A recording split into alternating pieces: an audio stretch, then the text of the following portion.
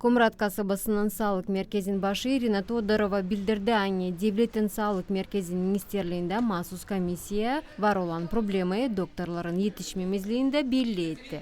Они сказали, что я все время пишу поздно. Onlar söylediler, hani ben her kere geç problemayı bildiriyorum. Avgust ayında lazım yerdeki kuvvetlere danışayım da studentleri iş yerlerine yerleştirince bu problemi çözme.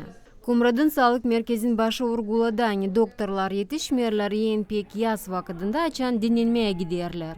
Пациенты обижены, потому что очереди. Hastalar küserler uzun sıralara. Mediklerin 50%'ından 8'i pensionerlar angıları günün birinde varınca iş yerinden çıksınlar. Yalvarırım yardım edesiniz.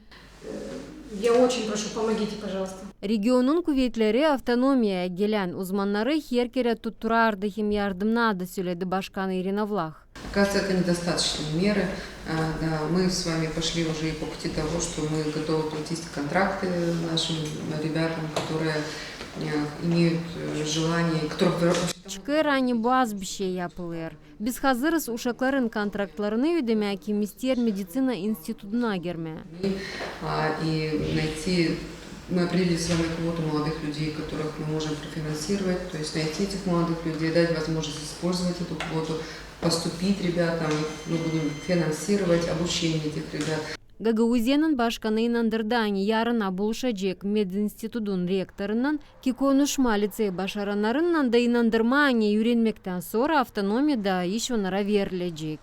Svetlana Dimitrogla, Elena Radkogla, Sergey Georgiev, Artem Topal, GRT Haberler.